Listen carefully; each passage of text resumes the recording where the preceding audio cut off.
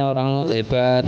Pak Anies kan kemarin juga salah satu calon presiden juga. Pak RK juga cukup bagus semua, berkiprah di Jawa Barat. Ini semuanya bagus, nggak ada yang masalah semua. Kita mah komunikasi dengan semuanya.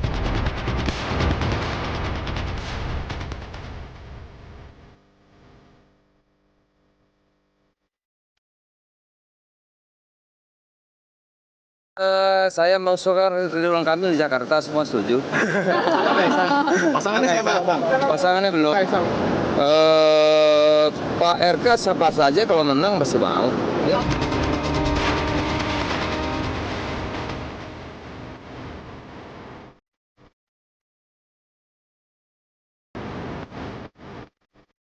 Kalau Pak Ridwan Kamil kan sudah pisang, all the way to Jakarta. Kalau Pak Anies kan bergerak-gerak saja.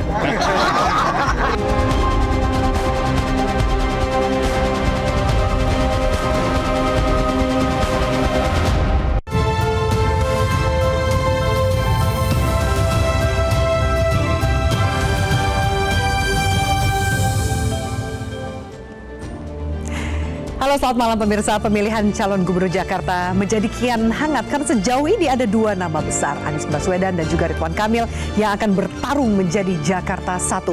Anies jelas punya pengalaman memimpin Jakarta, namun Kang Emil juga sukses memimpin Jawa Barat. Dukungan partai politik terlihat kian dinamis jelang pendaftaran di bulan Agustus mendatang. Akankah terwujud tarung Anies versus RK di Pilkada Jakarta? Bersama saya Afina Malik, inilah Panggung Demokrasi malam hari ini.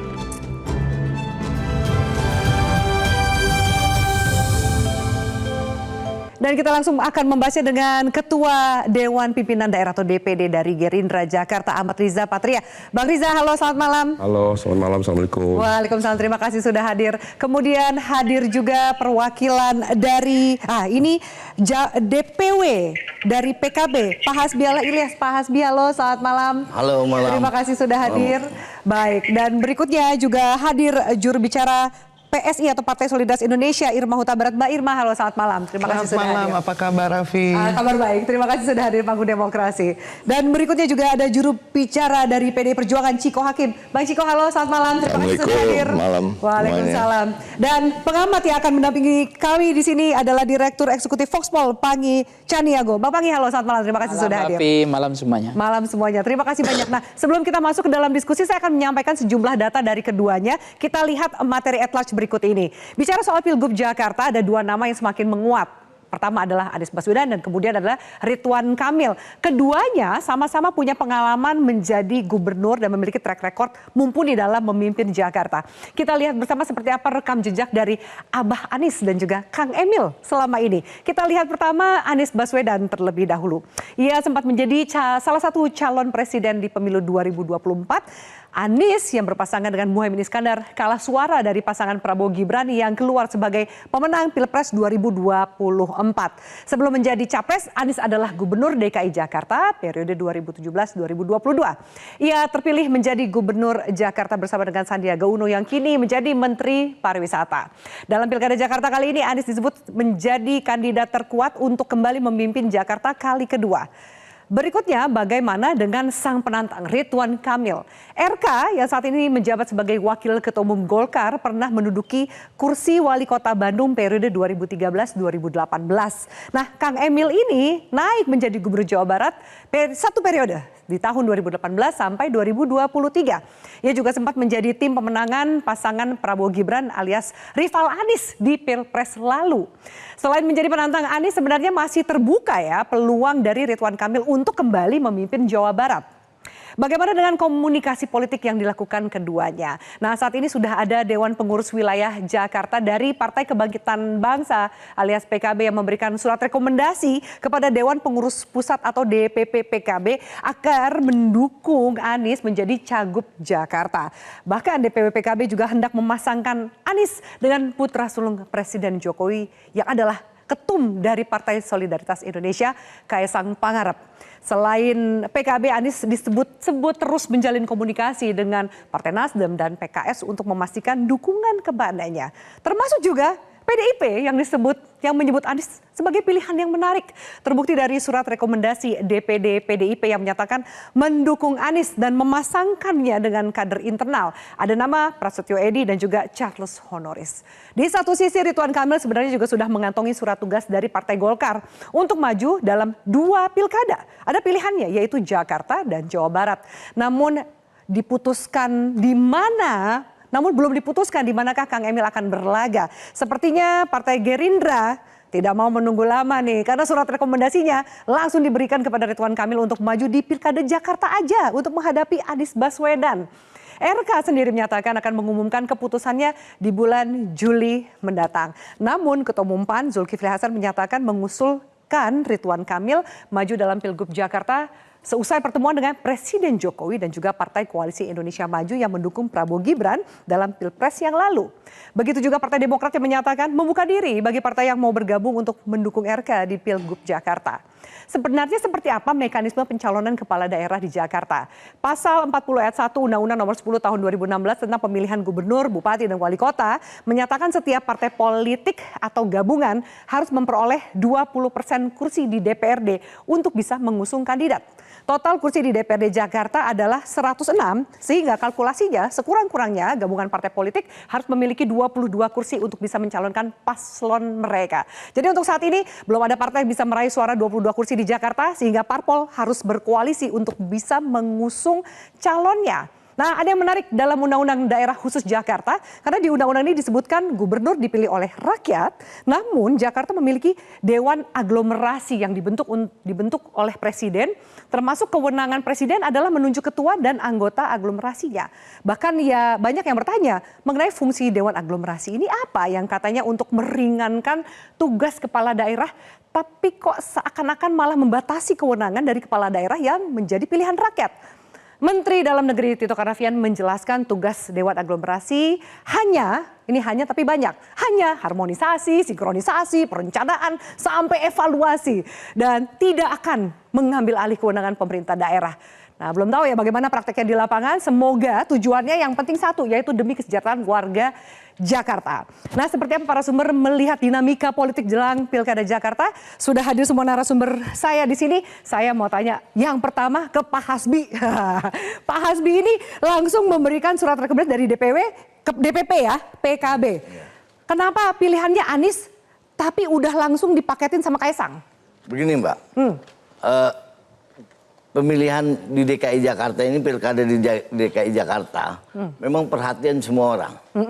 Satu dari pejabat semua lah, sampai ketua umum partai, sampai di warung kopi ini, semua memperhatikan pilkada di DKI Jakarta. Karena pilkada di DKI Jakarta beda dengan wilayah-wilayah yang lain. Bedanya apa? Bedanya di DKI Jakarta ini, kepemimpinan gubernur ini sangat absolut. Ini salah satu Bang Arija ini kan pernah jadi wakil gubernur. Walaupun 2,5 tahun kalau nggak salah ya Bang. Nah ini perhatian. Absolut gimana? Baru dijelasin ada Dewan Aglomerasi yang nggak absolut lah Bang Hasbi. Kekuasaannya sangat besar. Coba bayangkan wilayah-wilayah lain. Misalnya di Jawa Barat ada bupati, ada wali kota. Ini gubernur DKI Jakarta, dari gedung Percakar Langit sampai tukang beca itu diurusin, sampai WC diurusin sama gubernur. Karena ini bekas wakil gubernurnya, semua diurus itu. Makanya Kenapa Pak Anies? Pak Anies ini kenapa PKB dukung Pak Anies, PKB DKI Jakarta? Orang semua tahu di akhir masa jabatan Pak Anies itu survei Pak Anies 70% kepuasan masyarakat. Pada waktu itu wakil gubernurnya Bang Arija. Makanya, kenapa paketinnya kenapa nggak sama Bang Rija aja? Ayo, kenapa mesti sama Kaisang? Nah ini makanya, terima kasih saya dipertemukan di sini sama Bang Arija. Sudah lama saya nggak ketemu Bang Arija ini kan. Nah makanya pada waktu itu 70% survei Pak Anies itu kepuasan masyarakat. Nah Bang Arija pada waktu itu pas jadi wakilnya. Nah kalau 70% berarti masyarakat Jakarta sampai hari ini, masyarakat Jakarta masih menginginkan Anies. Masih ingin lanjut Pak Anies lagi yang memimpin Jakarta. Ini keberlanjutan. Jadi ini pasti ini menang. bukan perubahan, keberlanjutan. Pilpres itu tadi Mbak bilang kan Pilpres sudah selesai. Ini sekarang khusus DKI Jakarta. Kalau DKI Jakarta memang track recordnya mau bagus, tidak seperti yang 2 tahun ditinggalkan oleh Pak Anies, ya mau nggak mau harus pilih Pak Anies. Tapi kenapa sama Kaisang? paketannya. Karena tokoh muda kan PKB partai terbuka. Oke. PKB partai terbuka, siapapun mau masuk untuk mendukung menjadi wakil Pak Anies silakan. Termasuk yang sebelah saya ini. Jadi kalau pasangannya sama Kaisang itu belum harga mati ya? Belum. Tapi Pak Aniesnya udah pasti. Pak Anies, jadi nanti kita serahkan cagupnya ke Pak pasti, Anies. cawagupnya tergantung nanti koalisinya. Koalisinya. Makanya yang sebelah saya ajak ini udah koalisi bareng-bareng. Sama Gerindra. Oh, Gerindra udah punya Ridwan Kamil. Bang Riza, gimana nih Bang? Kalau Gerindra, oke, kalau penjelasannya dari tingkat kepuasan dan lain-lain. Bang Riza juga ikut loh bersama Pak Anies memimpin Jakarta gitu. Tapi gimana? Kok tiba-tiba yang muncul Ridwan Kamil? Pertimbangan internalnya apa Bang? Yang pertama saya ucapkan selamat Idul Adha dulu nih.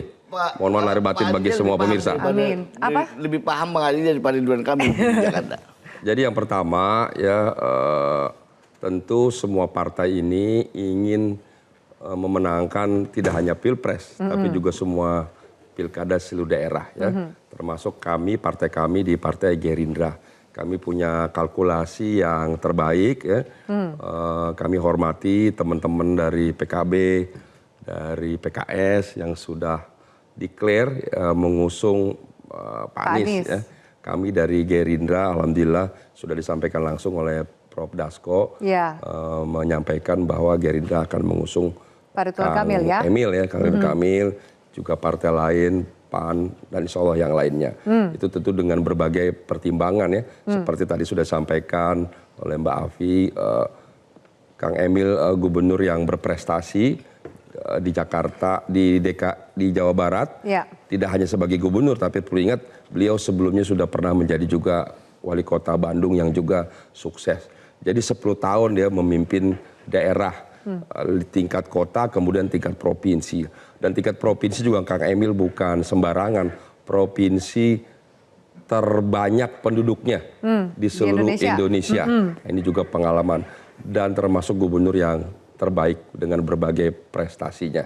Jadi kami punya keyakinan dan optimisme Kang Emil bisa memenangkan pilkada di DKI Jakarta dengan siapapun nanti pasangannya. Kenapa nggak Jawa Barat aja? Kalau tadi Bang Riza bilangnya udah keren banget di Bandung, Jawa Barat berprestasi, lebih gampang kayaknya jalannya Kang Emil di Jawa Barat dibanding semuanya Jakarta. Punya hitungan kalkulasi. Kang Kalkulasi Emil yang signifikannya di apa? Jawa Barat insya Allah juga menang ya. Di Jakarta juga insya Allah akan menang. Jadi ya kalau orang punya prestasi, punya kemampuan dimanapun ya, diamanahkan, dipercaya, diberi kesempatan, insya Allah bisa menang. Termasuk di Jakarta. Jadi Bang Riza yakin RK menang, Bang Hasbi yakin Anies yang menang.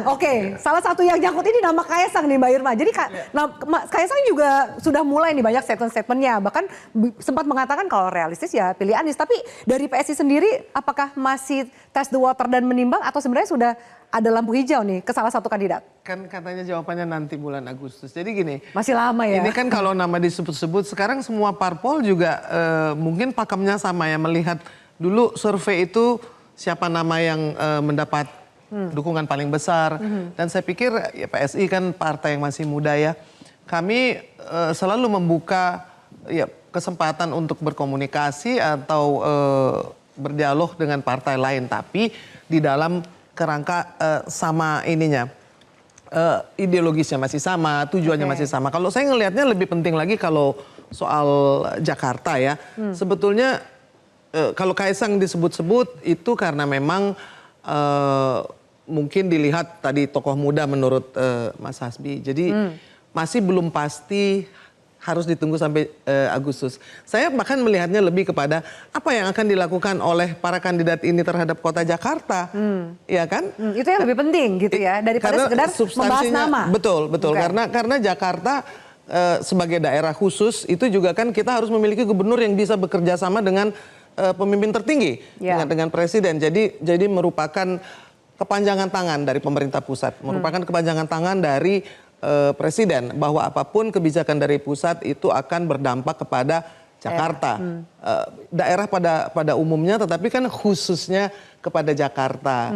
Lalu juga selama ini kan kita melihat bahwa siapa yang mau menjadi gubernur dicalonkan di Jakarta itu jangan menggunakan itu hanya sebagai stepping stone untuk pencapresan, karena Jakarta ini problemnya besar dan banyak sekali ya kan, yang harus bisa diukur. Yang utama kemacetan, banjir, lalu juga polusi udara dan juga penyerapan tenaga kerja dengan jumlah populasi yang banyak.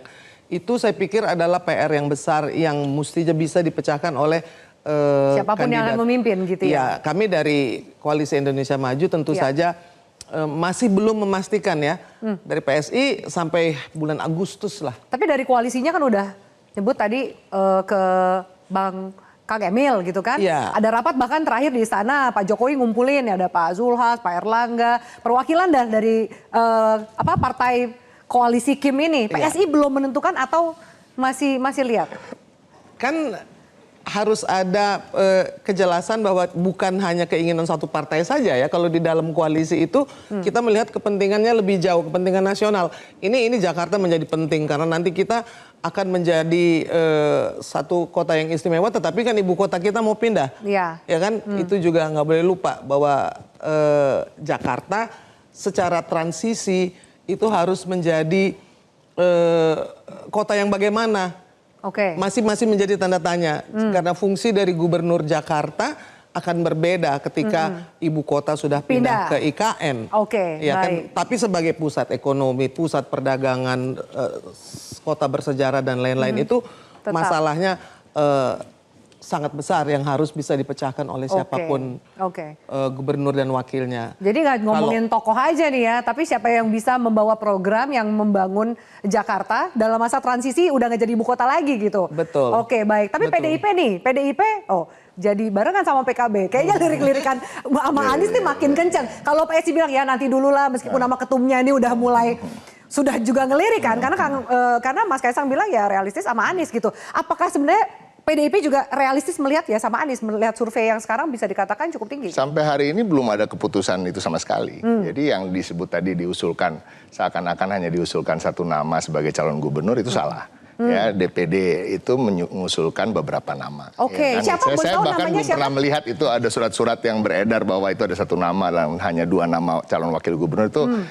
Saya rasa itu bukan surat yang kita tahu ya. Yang kita tahu adalah bahkan hampir 10 nama yang ada gitu. Ada nama Pak Andika Perkasa, ada nama Bu Risma, ada nama Pak Basuki Cahayapurnama, ada nama Pak Jarot, ada nama beberapa anggota DPRD DKI Jakarta dari fraksi PDI Perjuangan, ada juga Prasetyo Edi Marsudi yang sekarang ketua DPRD, ada Charles Honoris, ada juga Pak Anies gitu ya. Nah, tapi kan kita berbicara kenapa nama-nama itu muncul dari DPD. Tentunya kalau di PDI Perjuangan yang nomor 1 kita lihat adalah kriteria. Kriteria yang kita patok tuh apa sih? Satu, ideologi. Ideologinya tentu apa?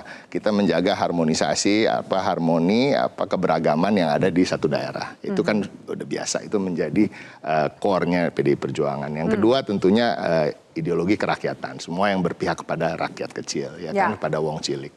Nah, yang ketiga tentunya kemampuan untuk menang, nah, itu penting juga ya. Nah, menurut PDIP kemampuan paling tinggi untuk menang yang mana? Jadi artinya kompetensi-kompetensi itu harus dimiliki oleh para calon. Nah, calon-calon yang muncul tentunya memiliki kompetensi itu. Itu yang utama.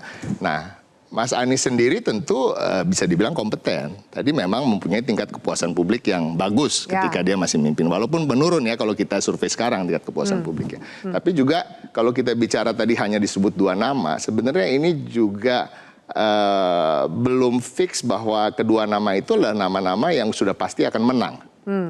Tapi udah pasti maju belum? Menurut saya nggak tahu ya kalau Ridwan Kamil ya. Kalau saya jadi Ridwan Kamil saya memilih maju di Jawa Barat ya.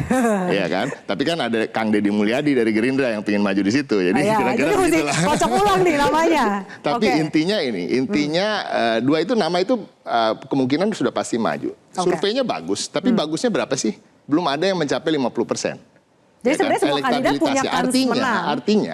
Artinya mereka harus mencari pasangan yang betul-betul mampu untuk mengangkat nilai elektabilitasnya. Itu satu. Yang kedua harus berpasangan dengan partai politik yang mempunyai mesin partai politik yang sudah teruji di daerah khusus ibu kota Jakarta. Nah itu ya. Nah, bagi PDI Perjuangan, setiap partai kita tahu memiliki karakternya masing-masing. Nah, salah satu karakter yang cukup kuat di internal kami adalah untuk mengusung kader. Apalagi ketika kita lihat hasil pemilu legislatif kita itu cukup di atas. Nah, untuk DKI Jakarta kan kita nomor 2. Nah, artinya kita merasa pantas untuk juga mengusung kader. Nah, itu yang utama sebenarnya. Jadi kalau dibilang selama ini, oh PD Perjuangan akan mendukung Pak Anies, PD Perjuangan akan mendukung Nanti RK. dulu ya. Bukan itu yang utama. Yang utama tadi Kader semua internalnya yang saya sebut. Yang kedua, yang utama harus ada kader kita dalam kombinasi nama itu. Oke, baik. Ditahan dulu Mas Ciko, kita harus jeda Bang Panggi. Apa kemudian bisa ini di atas dua nama antara RK dan Anies ini muncul kuda hitam yang lain, atau ternyata perebutannya justru ada di kursi Cawagup? Usai jeda pemirsa, tetaplah bersama kami.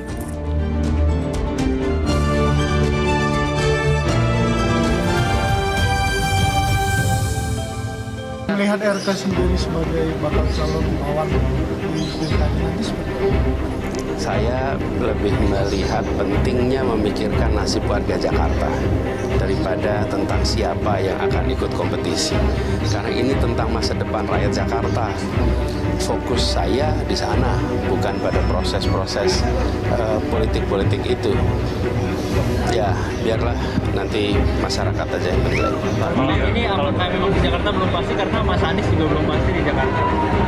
Kalau ada hubungan sama Mas Anies, hidup saya ya gimana saya. Nggak ditentukan oleh apakah orang lain maju atau tidak. Kan. Saya memang bersahabat dengan Mas Anies. Mendoakan beliau yang terbaik ya. Kontaknya. Tapi optimis nih Pak? Optimis lah, kan survei juga nggak jelek-jelek amat. Mantap.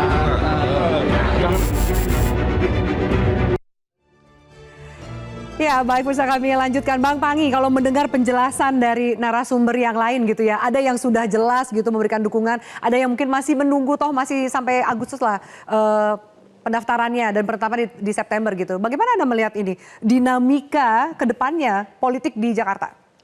Iya Mbak Afi ya, kalau kita mencermati dinamika Jakarta itu kan sangat kompetitif dari dulunya. Justru incumbent pun dalam sejarahnya pernah berapa kali kalah seperti Foke, termasuk Ahok gitu ya. Jadi kalau tidak diseriuskan oleh incumbentnya, itu juga akan ada kemungkinan kalah. Artinya kalau ingin menang harus serius juga. Meskipun memang dalam standarnya pendekatan elektoral kita itu perilaku pemilih itu kan approval ratingnya level confident udah 80%, itu biasanya jarang kalah gitu ya. Tapi di Jakarta pernah pengalaman juga sampai kalah juga.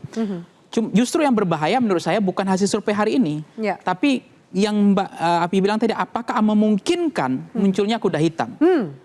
Karena kalau misalnya Jakarta dari demografi responden kita baca kemarin, itu kelihatan bahwa pemilih rasionalnya besar, mendominasi dibandingkan dalam pendekatan rasional, psikologis maupun sosiologis. Artinya kompetensi, kapasitas mereka memilih karena rekam jejak. Persoalan di Jakarta yang mendesak, mereka tidak lagi sama dengan persoalan di daerah. Tidak hanya sekedar lapangan pekerjaan, sembako mahal, atau persoalan jalan. Tapi lebih kepada persoalan keamanan, optimisme harapan hidup mereka, jaminan dengan kekhawatiran masa depan mereka. Termasuk misalnya hari ini adalah judi online, kemudian soal keamanan ya, begal yang begitu banyak gitu. Termasuk adalah persoalan sampah, lingkungan dan seterusnya. Isu-isu lingkungan justru menarik bagi orang Jakarta itu. Nah, kalau misalnya incumbent yang dulu itu mampu memberikan harapan, mampu apa yang dibilang Buya Hamka kan pemimpin itu kan mau pusing, mau susah, dan mampu mengatasi persoalan yang dihadapi oleh rakyat. Maka muncul pemilih yang kemudian tidak golput ideologis. Karena kalau muncul golput ideologis, bagi mereka tidak ada perubahan terhadap nasib mereka. Berganti pemimpin, maka akan muncul strong voters kan, pemilih yang harusnya partisipasinya voter turnout-nya besar gitu. Jadi artinya harapan di Jakarta masih besar karena ada kepemimpinan. Nah yang kedua adalah menurut saya kalau kita baca cermati dalam konteks pemilihan pilkada dimanapun rumusnya sama ini. Dari dulu begitu saja. Harus muncul yang namanya figur gitu. Karena kan kalau hasil survei saya kemarin Voxpol itu pilkada misalnya, orang memilih cenderung preferensi khususnya itu, apa karena partai pengusung kah, atau karena figurnya center of kandidat, atau person gitu. Nah lebih besar memang personalisasi kandidat. Kalau kita beda misalnya dalam pendekatan split ticket voting maupun straight ticket voting, itu misalnya regresi linear ya, independent variable dengan independent variable, itu ada programatik, kemudian diadu dengan isu, diadu dengan person, kemudian diadu dengan yang terakhir adalah partai ID, partisanship, membership di dalam pendekatan orang punya kedekatan khusus secara psikologis maupun ideologis kepada partai. Itu masih dominan 81% itu adalah personalisasi kandidat. Kalau membaca Anies dan Ridwan Kamil nah, ini dua, ini kan semuanya sama-sama populis ini. Saya nggak tahu kemampuan mengatasi masalah mereka, tapi kan pasti ada rekam jejak masing-masing. Tetapi ini sosok semuanya ini orang yang apapun bisa menjadi populis sama mereka gitu. Ini Gen Z milenialnya besar mereka Dapat dua ini. juga nih ya. Dapat, karena demografi Gen Z milenial Jakarta adalah dewa elektoral. Jadi ini penentu. Tidak lagi baby boomers, berarti tidak lagi... cocok kalau misalnya menggandeng cawagupnya tuh anak muda? Nggak perlu cocok juga, karena sebenarnya segmen... Nggak perlu katanya Bang Hasbi. Nggak perlu, karena mereka ini milenial. Ini mereka milenial, bukan jadi orang tua. Pak Anies dan Pak Ridwan Kamil itu sama? Coba perhatikan media sosial. Jangan-jangan media sosial mereka sendiri yang maintain itu. Nah artinya itu mereka nggak butuh. Sebenarnya nggak butuh sebenarnya. Karena memang mereka ini populis dua ini. Dia ngerti apa yang menjadi jeroan selera rakyat. Dia ngerti tentang pendekatan Michigan, perilaku pemilih. Mereka ngerti betul. Cuma persoalannya, kalau misalnya memang elektabilitas mereka itu sudah tumbuh, tren elektoralnya sudah 80% orang kenal, itu musibah. Kemudian orang suka udah 70%, itu musibahnya adalah tidak berbanding lurus dengan tingkat keterpilihan. Kan racikan elektoral begini Mbak, orang kenal naik level kedua, mazhabnya itu orang suka. Sebagian orang yang kenal ada yang suka, sebagian orang yang kenal ada juga nggak suka. Nah level ketiga yang paling sulit di dalam pendekatan perilaku pemilih adalah bagaimana yang tadi suka itu milih. Baik. Itu kan nggak bisa lagi hanya sekedar baliho, perang-perang spanduk atau bombardir baliho, nggak bisa lagi. Udah ganti lah gaya kampanyenya ya kalau kemudian targetnya udah besar, beda, effortnya besar. Nah dua tokoh ini menurut persis saya per hari ini, baik Ridwan Kamil maupun Anies, itu tingkat kedikenalan, kedisukaannya udah hampir, menurut saya udah hampir penuh. Ini sama nggak sih? Anda melihat ini imbang nggak sih antara Anies lawan Ridwan Kamil ini imbang nggak sih? Atau ada yang ternyata lebih memimpin? Persoalan imbang atau tidak imbang sebenarnya adalah itu kelihatan sebenarnya dari sejauh mana mereka itu diusung oleh partai ke depan. Karena partai ini dia akan mengusung yang bakal menang, Mbak. Pasti, itu semua. Nggak ada partai mau kalah ya, Bang Pangi, pasti kan. Kalau misalnya dua ini memang partai senang ya, kalau kita lihat kan Ridwan Kamil kan hari ini Gerindra. Terus Pak Anies ada PKB tadi ya, berapa partai. Ini kan apakah betul siapa yang berani melawan Anies hari ini kan begitu? Siapa lawan tanding yang sebanding untuk melawan Anies? Nah, bagi Gerindra ini ada lawan tandingnya, Ridwan Kamil. Baik. Tapi bagi Anies dia mengatakan, ya saya nggak perlu pusing soal itu. Saya pusing soal apa yang hari-hari dihadapi oleh masyarakat gitu. Baik. Kita ngomongin soal tanding ya. Berarti, nah RK ini gimana? Kan dari Gerindra, sementara Golkar sendiri belum mutus ini kan kadernya Golkar gitu, Bang Riza. Yang pertama kami harus sampaikan, Pak Prabowo punya komitmen sejak awal. Karena Partai Golkar termasuk Kang Emil punya komitmen dan konsistensi dalam mendukung Pak Prabowo Gibran. Ya. Untuk itu Pak Prabowo sejak awal sudah menyampaikan akan mengusung Mbak Khofifah di Jawa Timur dan mengusung Kang Ridwan. Ya.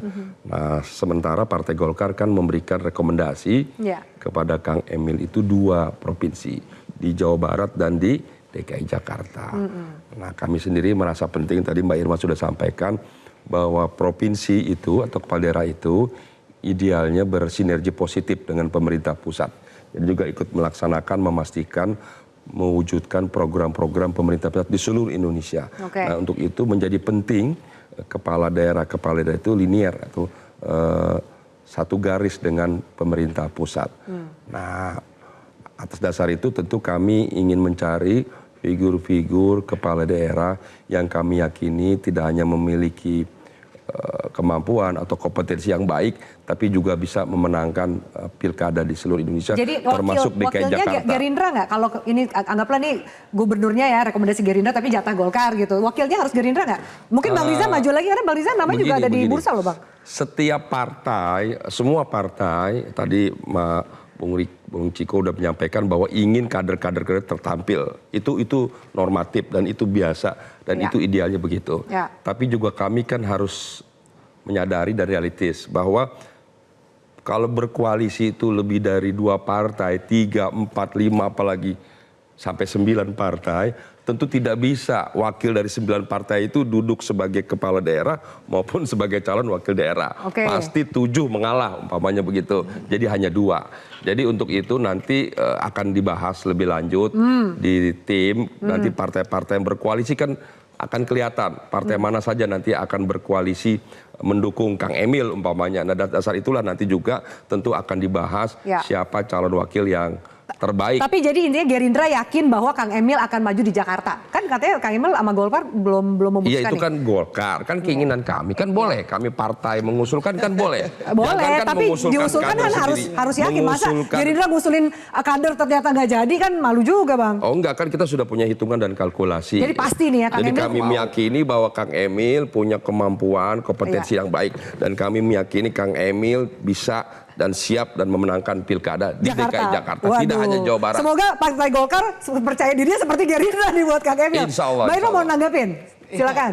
Tadi menanggapi yang dikatakan oleh Bang Riza, tapi betul bahwa dalam koalisi kan tidak bisa semuanya ingin mendampilkan kadernya. Kalau kami di PSI, nama Mas Kaisang ketum kami disebut-sebut, ya tentu saja alhamdulillah ya kan.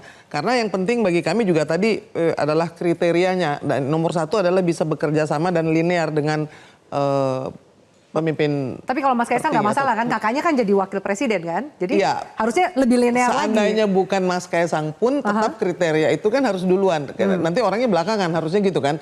Bahwa kami punya DNA sebagai partai yang anti korupsi dan anti intoleransi. Jadi siapapun yang ada di situ pasti akan mengusung pluralisme. Dan juga ada nomor satu yang paling penting di DKI ini adalah bagaimana bisa mengelola anggaran itu dengan transparan dan baik, karena besar sekali ya Bang Riza, bahwa anggaran DKI itu hampir 80 triliun satu tahun ya. Berarti 5 tahun berarti lebih dari 400 triliun dan itu adalah satu jumlah yang besar, dan selama ini memang kita harus kembali kepada transparansi lagi. Karena kalau tidak, bagaimana caranya menjaga uang rakyat ketika gubernur atau pemimpinnya tidak transparan. Jadi ada beberapa hal penting yang memang menjadi kriteria bagaimana pentingnya Jakarta dan bagaimana pentingnya menjaga bukan hanya problem yang disebutkan tadi Bang Pangi sudah menyebutkan, tetapi ada juga problem yang selama ini ya kita melihat banyak sekali kebocoran di DKI Jakarta ya kan, dan kebetulan memang PSI menemukan itu harus diteruskan. Karena apa? Karena memang dana yang besar itu kan berarti kemungkinan untuk bocornya juga besar. Jadi itu juga pengawasannya harus lebih ketat gitu. Ya, tapi apakah kemudian kriteria yang disebutkan Mbak Irma itu jawabannya adalah Mas Kaisang? Iya, paling tidak kami mengusung transparansi dan juga si anti toleransi dan anti korupsi itu ya. Itu dulu berarti ya. Baik, kita jalan dulu. Kalau Mas Ketum kan belum pernah jadi kepala daerah ya kan. Jadi itu adalah sesuatu yang memang kalau dibilang harus ada pengalaman kan susah, harus ada pengalaman presiden, harus ada pengalaman kepala daerah. Itu disadari oleh PSI juga ya soal pengalaman di eksekutif dan lain-lain ya. Baik. Mbak Afi, kita jeda dulu. Jadinya itu nanti ditutup usai jeda. Tetaplah bersama kami bersama di Panggung Demokrasi.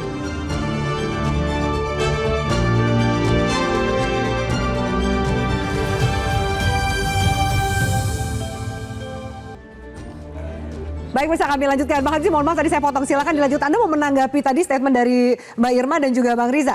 Yang pertama, Pak Anies itu paket komplit.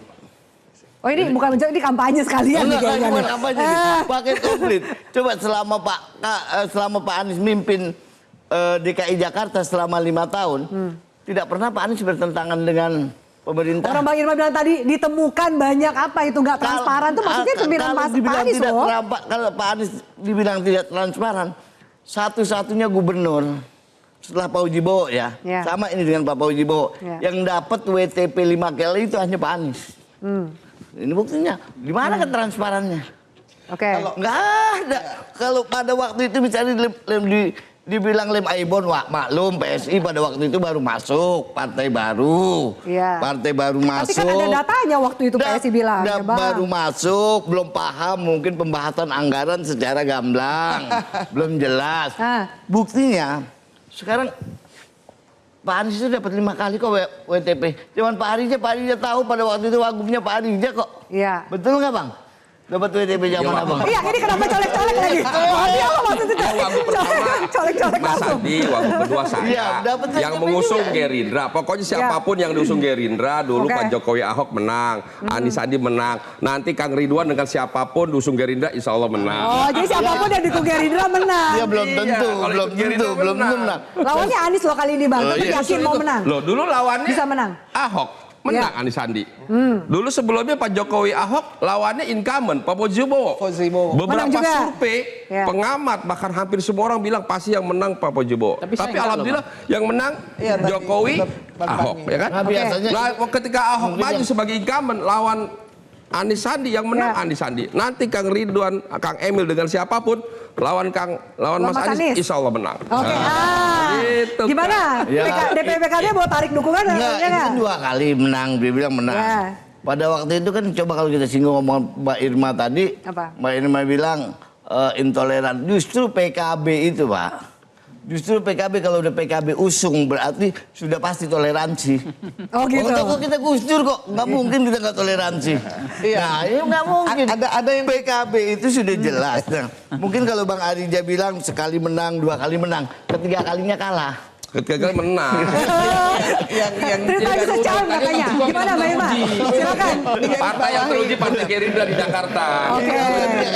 Tadi kan Mbak Irma bilang yang harus digarisbawahi itu harus jadi kepanjangan tangan dari pemerintah pusat dan tidak bertentangan dan tidak menjadi antitesis. Kan kita pernah lihat. Kalau Anies berat dong gitu kan. Jadi antitesis apa gimana gitu. Harusnya gini, kita harusnya sorry Mbak Irma ya, kalau saya agak kurang setuju dengan narasi-narasi seperti itu. Itu narasi seperti sedang berkampanye untuk mengusung orang yang sudah pasti harus dekat dengan pemerintahan pusat. Karena sebenarnya itu udah tertuang dalam undang-undang.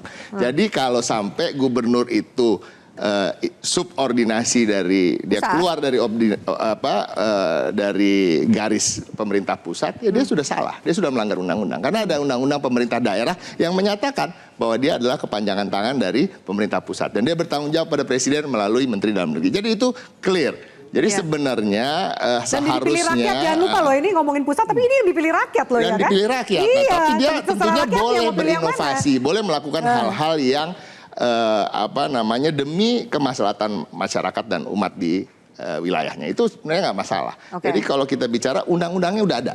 Jadi harusnya kita nggak harus khawatir. Nah kan masalahnya kita selalu mengkhawatirkan hal-hal yang sifatnya sebenarnya sudah ada diatur oleh undang-undang. Artinya apa? Artinya moral-moral manusia ini yang harus dirubah. Nah kan gitu ya. Tapi kita berharap tentunya sinergitas itu tentunya harus ada. Saya setuju. Karena tapi kan kembali lagi semua udah diatur dalam undang-undang. Dan saya meyakini baik itu Pak Anies maupun Pak Ridwan Kamil adalah tokoh-tokoh dan pemimpin-pemimpin yang kita lihat memang suka atau tidak suka, dia punya tingkat kepuasan publik yang cukup tinggi dua-duanya. Tingkat elektabilitasnya juga, akseptabilitasnya juga ya terlepas dari mungkin tadi disampaikan karena semua didukung oleh Gerindra kan gitu. Kata Bang Riza loh, ya kan kata Bang Riza loh.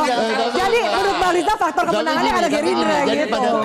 pada prinsipnya kedua orang ini sangat mumpuni dan mungkin akan ada lagi nama-nama lain yang muncul. Ini kan yang selama ini yang muncul kedua nama itu. Tapi saya ulangin lagi bahwa walaupun elektabilitasnya bagus, elektabilitasnya tidak ada yang melebihi 50%. Artinya masih beatable dua-duanya. Artinya mereka penting untuk menggandeng partai politik atau tokoh-tokoh lain yang bisa mengangkat itu. Oke, Bang Panggi, siapa yang paling signifikan digandeng kalau ternyata 2 nama ini anggaplah per saat ini kita bahas kan 2 nama ini, siapa yang kemudian paling signifikan? PSI dengan anak muda atau ternyata ada Gerindra, PKB, Golkar, kan banyak juga. Kira-kira siapa yang menjadi mesin gandengnya Anies sama Ridwan Kamil? Iya, yang siapa yang harusnya kira-kira? Ya, pertama tentu akan menggandeng yang kolomnya beda, segmen pemilihnya harus beda. Yang kedua adalah tentu itu membantu memulihkan elektabilitas yang ada kekurangan. Yang ketiga adalah bagaimana kemudian semua partai hari ini yang saya khawatirkan nih ingin menyodorkan dengan mendukung Ridwan Kamil, mendukung Anies tapi bersyarat. Syaratnya adalah kader mereka jadikan sebagai cawagup misalnya. Yang kita harapkan ini Gerindra udah canggih sama Golkar hari ini. Menyiapkan lawan tanding yang kira-kira bisa sebanding untuk melawan Anies. Persoalan menang atau kalah kan soal lain nanti. Kan ini kompetitif, dinamika masih ada. Ya, kita dalam pilkada nggak bisa mengatakan kans besar menang. Buktinya banyak juga yang elektabilitas di ujung itu yang nyalip, yang tikungan terakhir itu bahaya kan. Banyak juga kepleset kan. Nah artinya begini, saya mencermati Mbak Afi, justru di dalam kontestasi koalisi ini, kan biasa pendekatan koalisi kan lem perekatnya adalah ideologi lah, programatik lah, kemudian pendekatan persamaan kepentingan atau official seeking, kan itu aja.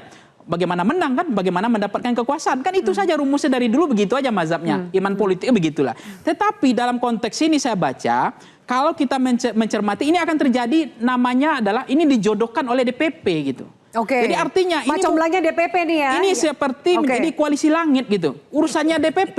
Ini yang menjadi persoalan. Buktinya selera rakyat sejauh mana? Dulu pernah di PDIP juga saya pernah dengar waktu itu Arif anaknya Boy Sadikin kalau nggak salah waktu itu. Itu kan grassroots ada keinginan waktu itu. Tetapi DPP kan punya hak veto dibilang oleh Bang Ciko tadi bahwa ternyata jangan-jangan hak vetonya ada di DPP. Nah, tapi hati-hati. Itu saya pernah sampai Bang Ciko. Hati-hati betul mencermati mana yang suara grassroots, akar rumput. Jangan kemudian split dengan suara elit DPP. Harus dicermati betul mana yang selera rakyat, mana yang keputusan DPP. Seringkali itu nggak klik antara DPP dengan rakyat. Bukan pengurus daerahnya. Sekarang ini kan pengurus daerahnya kan ketua-ketua DPD ini. Tapi jangan-jangan dalam pilkada ini saya ada kecenderungan ini.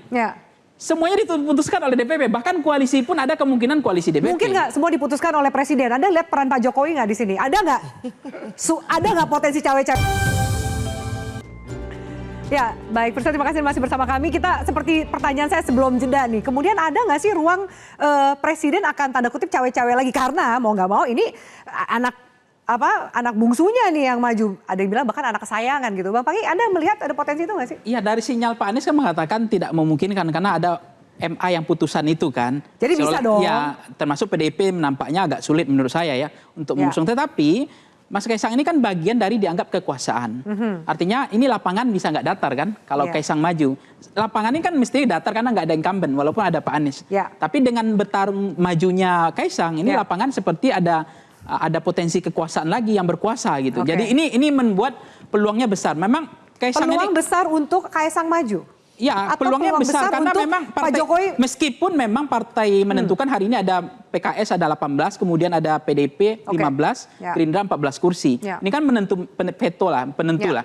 Tetapi saya mencermati kalau melihat residu Pilpres itu kelihatan chemistry-nya memang PKB sama PKS sama Nasdem itu kan kelihatan masih ada residu-residu itu. Nah, begitu melihat misalnya PDIP ketika dengan Kaisang ini kan agak deadlock gitu. Nah, terutama begitu juga Gerindra dengan Golkar itu chemistry-nya dapat juga. Nah, persoalannya kalau kemudian sekarang, Bang, ada peluang Gerindra sama Golkar nih. Kalau Gerindra memang merasakan bahwa kekuasaan itu Pak Jokowi hari ini termasuk Golkar, kemungkinan Kaisang dikasih jalur lagi, dikasih traik lagi. Makanya tadi Bang Ciko bilang ada gitu. Nah, persoalan tadi terakhir banjir macet itu tadi. Nah, ini Mbak Api, persoalan macet banjir itu ada lucuan rakyat loh, lucu rakyat. Jadi jangan Jakarta itu dianggap itu macet selesai karena lebaran, ya kan? Banjir selesai karena musim panas. Nah, itu kan sebenarnya juga persoalan yang tidak pernah teratasi dari dulu. Jadi yang bisa memberikan minimal program yang baik untuk dua permasalahan itu bisa mendapatkan hati dari warga Jakarta. Anda melihat itu? Iya, artinya mampu mengurai persoalan yang fundamental dari level hulu sampai level hilirnya. Tapi kecenderungan elektabilitas itu tokoh populis yang dilihat. Tidak melihat kemampuan mereka mengatasi masalah. Atau siapa pemimpin yang kira-kira mampu mengatasi masalah. Tapi kan yang dilihat adalah populis. Populis itu adalah ya selera elektabilitas. Balik lagi ke selera elektabilitas. Ada yang, Bang Hasbi, ada yang bilang bahwa kayaknya nih PKB mencoba peruntungan Pilpres nih ya kan, mengawinkan satu tokoh dengan yang mungkin masih terah dengan kekuasaan atau minimal ada keluarga dengan presiden gitu. Apakah benar? Arahnya ke sana. PKB jadi kenapa Kaisang gitu? Siapa PKB tahu jadi pemimpin Pak Anies. Pak Anies nggak coba-coba. Ini bukan jadi pemimpin yang coba-coba untuk Jakarta. Pak Anies sudah di Jakarta. Kaisang itu, Pak, kalau namanya wakil itu cukup ngikutin gubernurnya. Dan Mas Kaisang sudah jadi ketua umum. Lebih dari kita orang, kita baru jadi ketua DPD kok dia jadi ketua umum. Dia udah ketum ya? Udah ketum. Ada 8 kursi lagi? 8 kursi lagi. Tapi Pak Jokowi bilang melarang, kata Pak Zulhas. Berarti nggak diragukan itu kalau udah ketua umum. Jadi, sekarang Mbak meragukan nggak ketua umum yang ada? Ya kita lihat aja nanti kan waktu yang akan membuktikan. Tapi Pak Jokowi bilang melarang untuk Kaisang untuk maju. Anda lihat? Wah, kalau soal itu saya nggak ngerti. Anak itu urusan anak mau bapak. Biasanya anak bontot itu paling disayang. Jadi? Biasanya anak bontot kita susah untuk menolak. Berubah nggak nanti Pak Jokowi kira-kira? Ya mudah-mudahan berubah. Anies Kaisang. Anies Kaisang nih, Anda yakin? Kalau Bang Riza gimana? Ya saya kira itu kan pilihan dari partai pengusung ya. Kami tidak ikut mencampuri ya. Yang penting bagi kami Partai Gerindra punya keinginan bahwa Kang Emil bisa menjadi calon di Jakarta, tidak hanya direkomendasikan tapi juga diusung oleh partai-partai lainnya selain Gerindra dan memenangkan pilkada. Saya 2,5 tahun di Jakarta mengerti betul permasalahan-permasalahan Jakarta dan bagaimana mengatasinya. Saya punya keyakinan bahwa Kang Emil mampu menjadi gubernur yang baik, bahkan lebih baik memimpin Jakarta ke depan. Tidak hanya mengatasi masalah macet, masalah banjir, pengalaman lapangan pekerjaan, tapi masalah-masalah tadi Mas Pangi sampaikan betul, masalah keamanan ke depan menjadi penting untuk diatasi ya. Kemudian juga masalah-masalah seperti sembako ya harus diatasi, inflasi dan sebagainya, termasuk polusi udara. Banyak sekali masalah di Jakarta, apalagi ke depan 5 tahun ini adalah masa transisi ya, ibu kota ke IKN.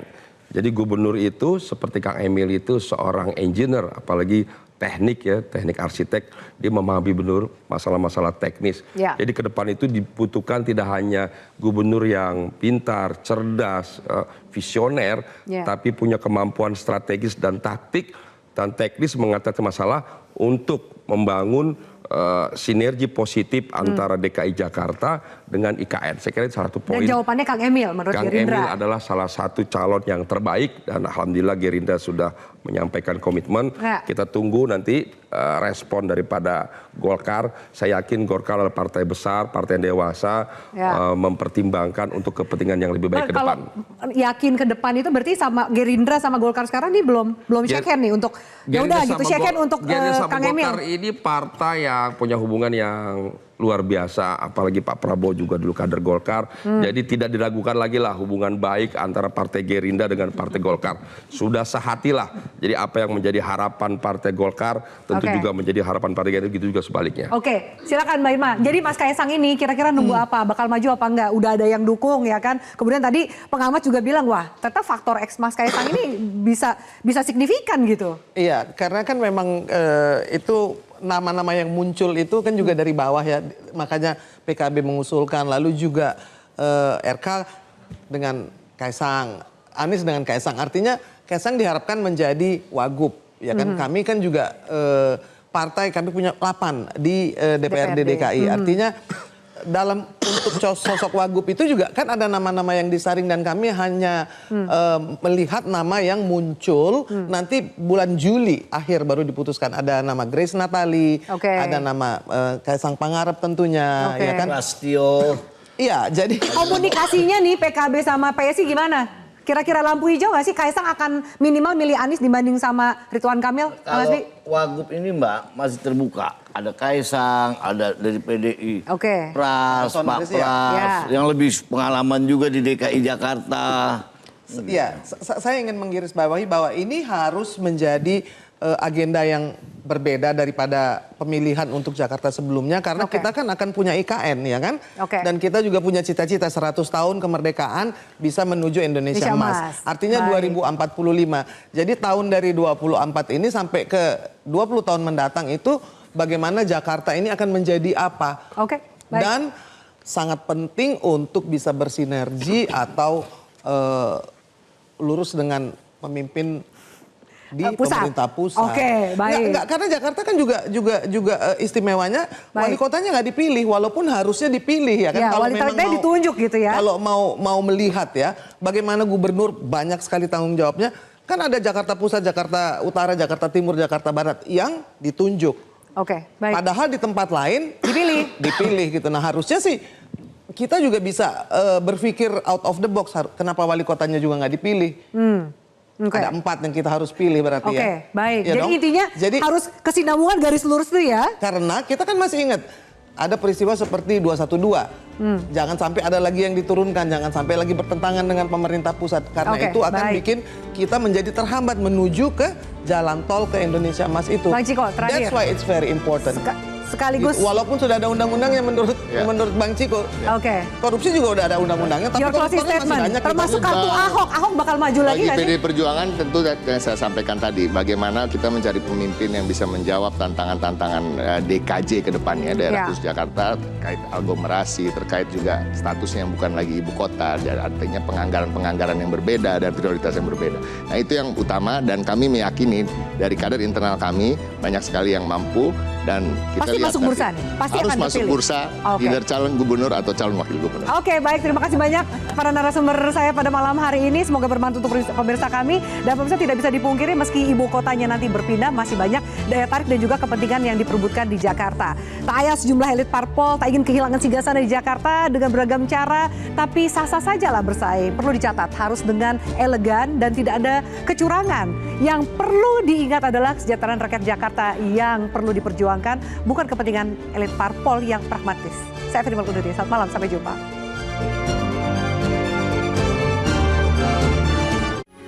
Metro TV. Jelajahi cara baru mendapatkan informasi. Download Metro TV Extend sekarang.